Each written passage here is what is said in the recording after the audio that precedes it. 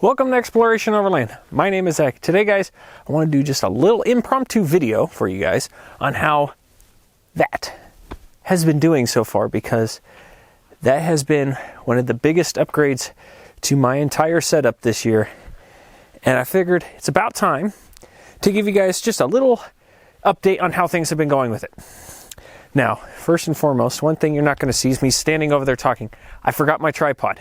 I am currently on an adventure here in southern Utah, and I left my tripod sitting at home. Yeah, it's one of those kind of mistakes. It's okay. But it's not going to stop me from telling you guys about this tent. So let's go ahead and talk about this tent. Okay, the tent behind me is my Topoak Galaxy 1.0. I bought this tent brand new with my own money. They're not a sponsor of my channel. I bought this tent at the end of 2024 for camping for this year, so I could have an actual rooftop tent. I was always in a ground tent, as you guys will know. If you haven't, all my old videos are about ground tents.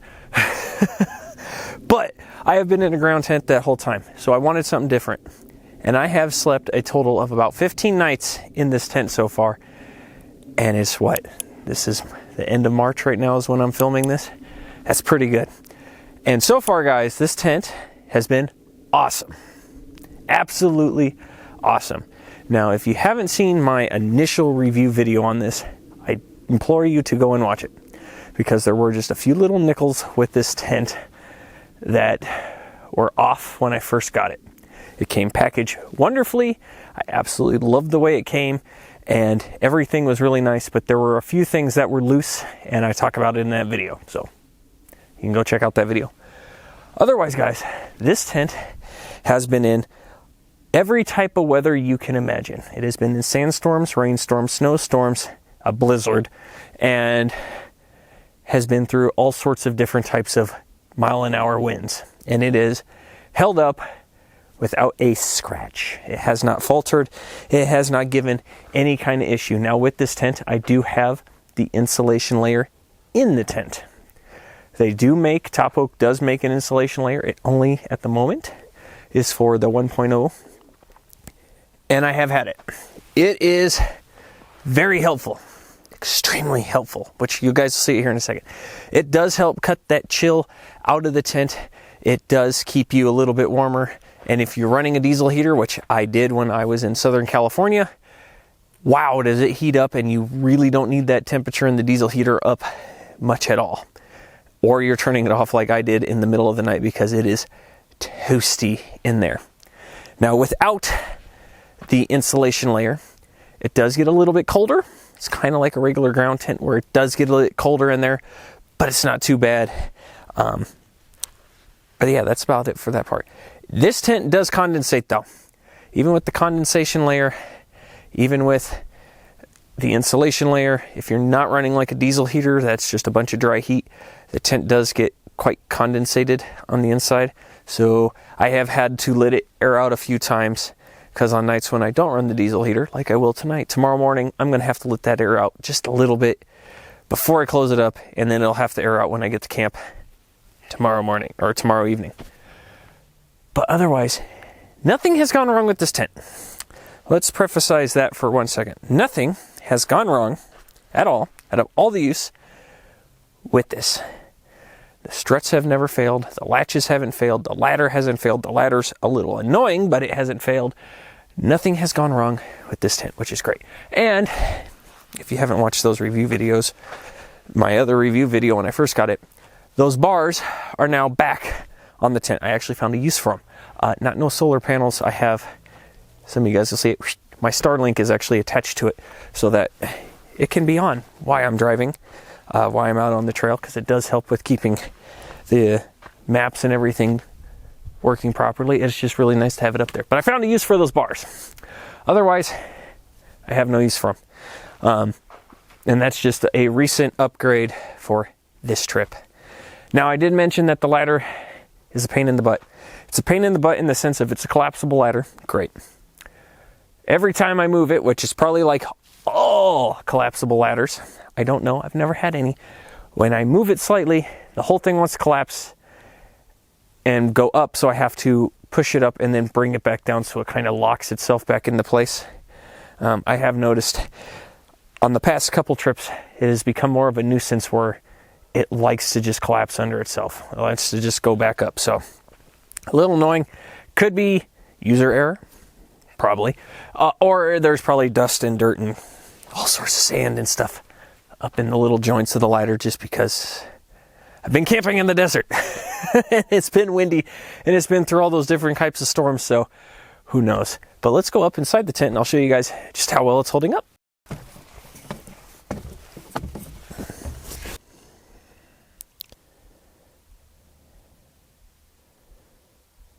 Out there is not a bad view. That is going to be an awesome view in the morning, and I have been enjoying that view for the past like 4 hours, guys. It has been awesome, absolutely awesome.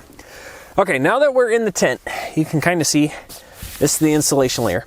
On the other side of this, there is a kind of a cargo net that you cannot access if you have the insulation layer in.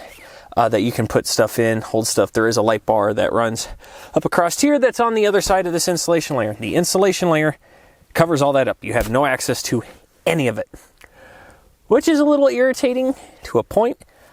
I don't really use it as it is, but I would love to have that light bar hang in here instead of bringing an external light up here. It'd be really easy just to plug that into the power station and click it. It's that little thing that I'm nagging about. It's not that bad. Otherwise, over the past 15 nights, it has been so comfortable up in this tent. I've had no issues whatsoever. I've been in here in rainstorms, guys. Like I said, I have been up here with the sandstorms, massive winds. I've driven through tons of different snowstorms. Nothing has gotten in here. It has been completely waterproofed the whole time. No sand, nothing. It is awesome. I absolutely love it. Now, one thing about in here, why we're in here, that I did have to tighten, that got loose over time was, see if I can get this to show it, maybe this pole right here. You guys might not be able to see it. I'll make sure you guys see it here in a second. The poles are what hold this end out. It pushes the tent out and keeps it in place. The little latch that kind of holds that pole in that position, because it's a telescopic pole, has gotten loose on both of them, and I've had to tighten them on the end of my last trip. I had to tighten them up. It was a little irritating because the tent started flapping a bit at night, and it normally doesn't, even in high winds. It's not like a rooftop tent or a ground tent where it's going. It was doing that, and it turned out one of the telescopic legs had come.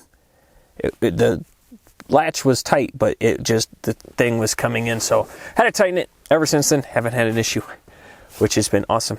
And as you guys know, or if you don't and you haven't watched that video, go check it out. I sleep on my Lost Horizon sleeping pad.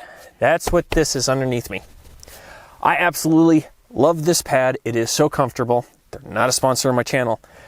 This is what I used to use on the ground tent to sleep on. It is extremely comfortable, and it fits in this tent. One thing with having this mattress in here is you do have to deflate it all the way and inflate it. It's a small price to pay for way more comfort, because the mattress pad that came with this is maybe 1.5 inches. They claim 2 inches. It wasn't, of foam, but it's not that comfortable, guys. This is so much better to have in the tent, and airing it up gives you that extra comfort. And then deflating it all the way, you have to deflate this all the way if you're using it, because the whole thing will not collapse and latch back down when you collapse it all. It just won't do it. It's too much inflation. If in the air mattress, there's taking up too much space. And for me, I leave my pillows, blankets, all my bedding stays up here through the whole trip. I don't take anything out. I just collapse this thing all down on top of it, which makes getting to camp really simple. I undo some latches, poof, and pop that out. We're good. So let's go back down to the bottom, because there's a couple other things we need to talk about. Man, southern Utah is beautiful. God, it's so beautiful out here. That's where we are, guys. I am in southern Utah right now. It is like 70 degrees. I've had a jacket on because I don't like getting sunburnt, guys, but 70 degrees. It's peaceful. I haven't seen one person since I got out here and set up camp. It is great.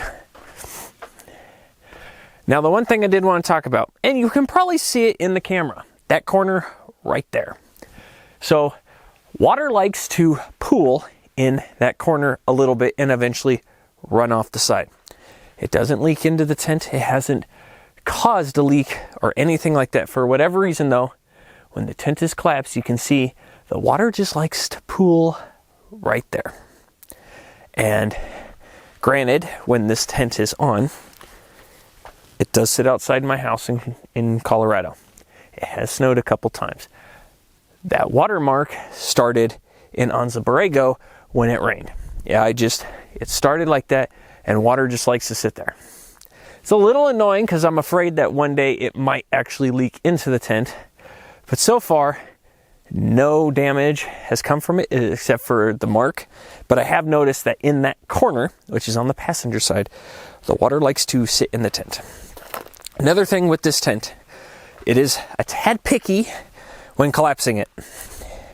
And by tad picky, I mean collapsing it, everything fairly straightforward. If you have the insulation layer in there and you're trying to collapse it, you either have to undo the insulation layer that connects to this end of the tent so that the U-shaped bar that pushes that out can lay flat on the bed. It has to lay flat on the bed for it to close. Or you have to leave the insulation layer connected, but you have to make sure that bar has passed through this back door on the insulation layer. So when you pull the wedge down, that bar lays flat onto your mattress. It is a big deal that bar lays flat on your mattress. The tent will not close unless the bar is flat on the mattress, which means the insulation layer can be a bit of a pain if you can't get it to pop through and lay flat. The last trip I was undoing it all the time. This trip so far, it has been nice enough to fall in to the tent and the bar lays flat. It's taken a little more work to get it to lay flat, but it's doing it. It's collapsing. The other thing is when you collapse this is the seam likes to sit right here. That's where it sits. It makes a nice watertight seal. This tent has, maybe I can show you guys, it's a little difficult. This little flap right here, this little extra bit that kind of covers, metal up here, stuff like that. It's just decorative in my eyes. You have to make sure that gets pushed in and it's not laying with the seam of the tent, because if it does, water and stuff can get in. Now, I have not experienced this, but I have seen that orange sticking out before because I missed it or it slipped back out as I was bringing it all the way down. And when that happens, it is not a tight little seal over that spot. You have to make sure that's pushed in, because I could literally, push up and move the weather stripping. It wasn't super tight because that little bit wasn't allowing it to make a nice seal. Otherwise, the latches, everything, the struts, nothing has gone wrong, guys. I can't stress it enough. I know I have picked out little tiny details of things, but they're just what I have experienced. And I told you guys I'd keep you updated on how the tent has been doing. And so far, it has been awesome. I love it to death. It is so comfortable. It is great to get off the ground. And this tent just provides so much room because of that little pop out part right there. When Rudy's out here with me, his tent is just a wedge. It's just your typical wedge. It doesn't have a part that pops out right there. And mine has so much more room because of that compared to his. Yeah, I love having that extra space. It just doesn't make me feel like I'm in a coffin, which is awesome. But that's it, guys. I told you, a little impromptu video. It wasn't going to be overly long, overly stressful. But that is just how the tent is doing. I wanted to keep you guys updated. I will do a big, huge, in-depth review after like 6 months of using and abusing this tent. But so far, we're at 15 nights in this tent, and we still have an entire week of this adventure to go. And I just wanted to bring you guys up to speed on how the tent has been, because if you guys are in a market for a rooftop tent, especially a hard shell, I know they're pricey. I have researched and debated about getting one for years and years and years, and I finally did, because this one is budget. It's hard shell, and I had seen a lot of great reviews, and I wanted to find out for myself and have a good introduction into the rooftop tent world. And so far, it's been one heck of an introduction into the rooftop tent world. I am loving it. But thank you all so much for joining me. If you haven't already, like always, hit that subscribe button. It helps me out immensely, guys, because you guys are what makes this channel happen. Otherwise, keep an eye out for my adventures that are coming out here in lovely, beautiful southern Utah. They'll be coming out soon, guys. So until then, take care.